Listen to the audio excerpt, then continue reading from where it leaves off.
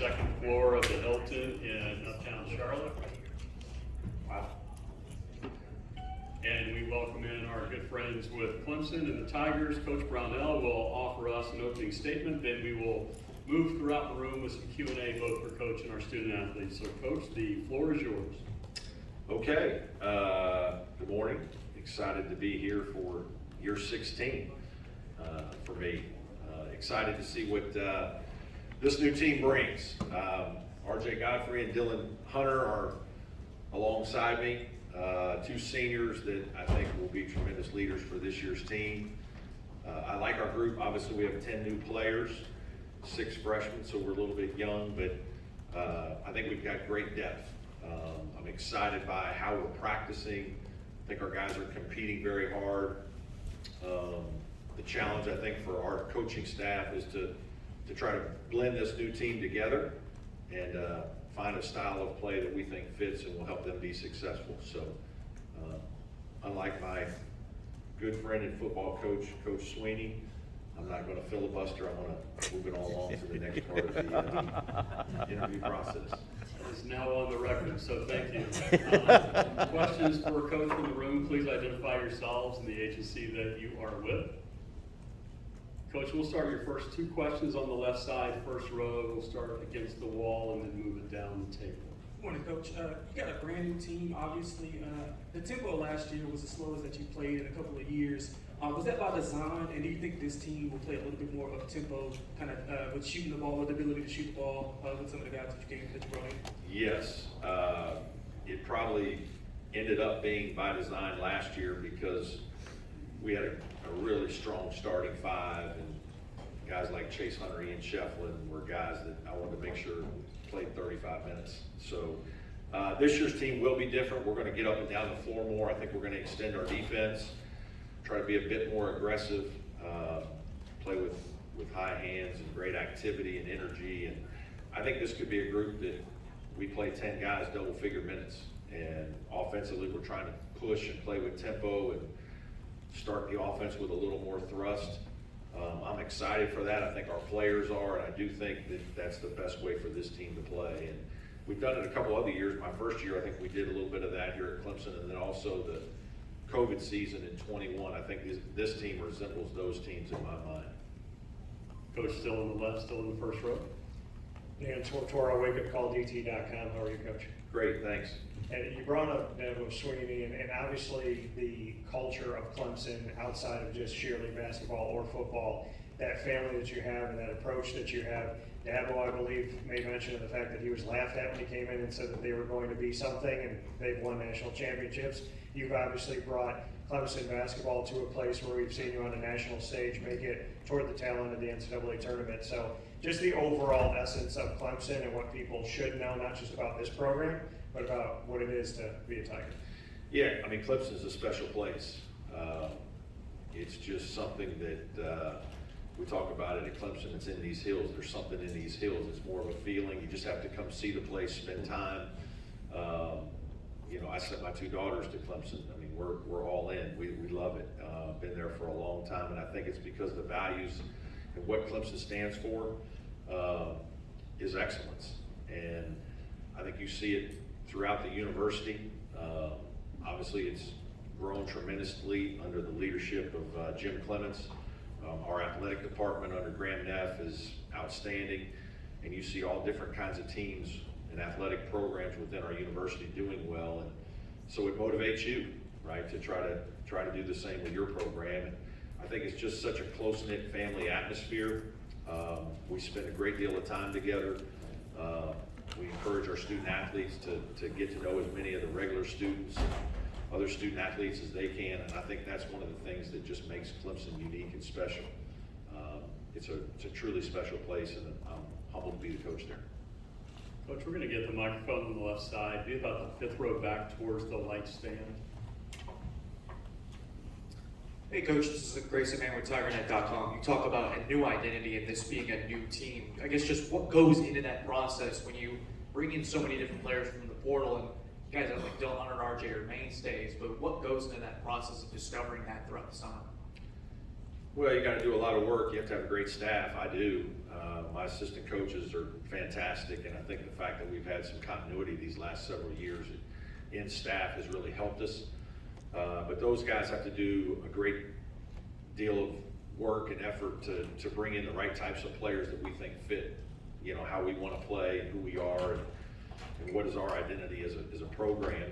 I think we're very honest and open in our recruitment and make sure that guys come in understanding what it is that our expectations are, and then we try to find out what their goals and dreams are and how we can help. But it takes time, right? You got to build relationships. This is about relationship building. That's what coaching really is now. You know, I was asked what's different about me now in year 16 is year 1 at Clemson. And one of the things is just how much more time I spend with players individually one-on-one. You just have to do those kinds of things, and then you have to hope that your players are spending time together, not just when we're in Little John, but when they're away from Little John. They're investing in each other. And teams that do that certainly have a greater chance of being successful. And then as a coaching staff, it's trying to blend, you know, the skill sets of all these different types of players into one that you think can be successful, and adapting year to year, I think, is part of the challenge as well. Coach, thank you. You and RJ can switch spots. Okay. We will round out our time with our student athletes. Once again, folks, if you would identify yourselves and the agency that you were with, that would help a lot. And we will start RJ on the left side, right in the middle of the first row. John Blount, post-career RJ. If someone told you a year ago you'd be here at the ACC tip-off representing Clemson, what would you have thought? You know what? I wouldn't be surprised. I think Clemson holds a special place in my heart. I found that out day one last year, and I would not be surprised if you told me that last year. RJ, follow the center aisle up just to the left on the third row. Jake Jacobs with Greenwood Sports Media. RJ, what have you done over the offseason to up your game to get ready for this season? I think just focusing on the things I need to work on. I think, like Coach Barnell said, we have an awesome staff who invested in their players very much. I've been working with Coach Jeff Reynolds a lot on my shot, especially lately. He is one of the reasons why I've been able to become a good player. He's been in the business for so long, and he helped me, get my free throws right, knock down some big threes in the tournament 2 years ago, and I think this year he's going to really elevate my perimeter game to a whole new level. RJ, left side, first row, right there at the aisle. RJ, Dan Tortora, wakeupcalldt.com. You said that you wouldn't be surprised if somebody said that you would be back here. To say yes to a coach one time is one thing, but to say it twice, what is it about Brad Brownell to make you want to come back, be a part of this, maybe something that lingered with you from before? I think Coach Brownell, just his philosophy has helped me just in life.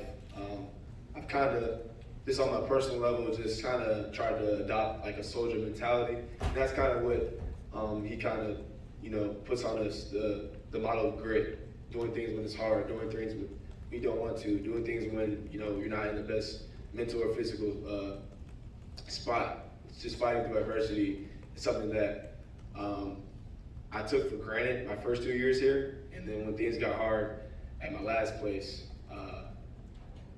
that's kind of what, I tried to, have my backbone on, and, that's what he lives about. So I think Coach Barnell has just been an awesome leader in my life, not only on the court, but off the court. And he's gotten me so much better in so many aspects outside of basketball.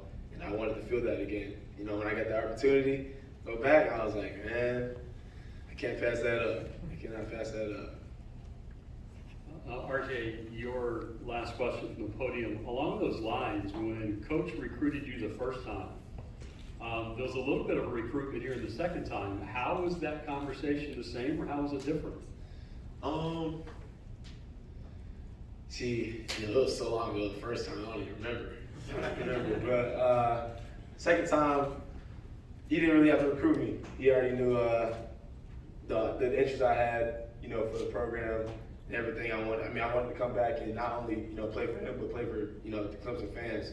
Like he said, there's something in these hills that makes you want to, fall in love, not with only just the players and the coaches here, but the people. The people here are so awesome.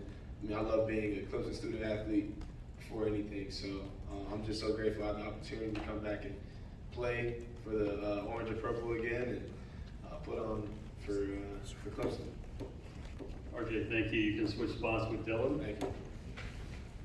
And Dylan will round out our time with the Tigers. Once again, name and agency, if you would introduce yourself, that'd be great. Who would like our first question from Mr. Hunter? Dylan, we're gonna go towards the very back again, about the same place where Coach had his question on the left side.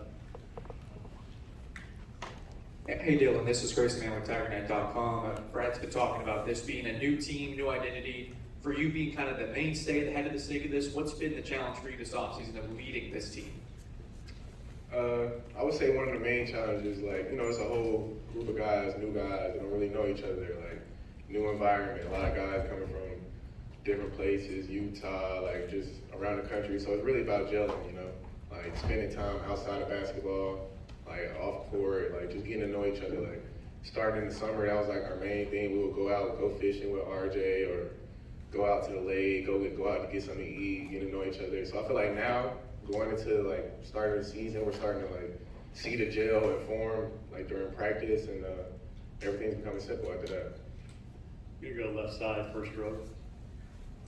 Dylan Dan Tortora, wakeupcalldt.com. You played in just shy of 100 games for Clemson up to this point, but the evolution of your role, as we know that you haven't started as many of those games. So just what you can say about that evolution for you, trusting in Brad Brownell and what he has for you and what you could be, and maybe what this season looks like for you to have more starts and for the team to lean on you. Yeah, you know, Coach's motto is grit, you know, perseverance to a long-term goal. And I think, you know, with Chase being at the school and everything he's went through and showing me how, like, man, you can come back from these battles. You know, he was fighting injury. I wasn't really having injuries, but just not being able to play as much time as you want. You just got to put the time in the gym, you know, like everything will work out how it needs to be. And I think having Chase definitely helped me. You know, he went through that time period, and now coming into my own, like, man, from last season, you know, I had to step up in my role, lead the team. I feel like last year I was still a leader on the team, so stepping into this role this year, it's not too much hard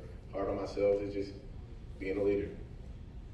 Dylan, your last question from the podium, a question we like to ask. Do you have to win a championship in order to call it a successful season? I would love to win a championship. That's all on my mind, championships, and going to winning the ACC championship. We were short last year. National championship, we have it written all over the board. So I feel like at Clemson, we have a different motto now. Early on, it was just, well, we're going to the tournament, but now we're trying to win national championships. Dylan, thank you. Clemson, good luck this season. We'll see you on the road. Clemson is going to slide over to the breakout room. If folks would like to join them over there, they'll be there for about a half an hour.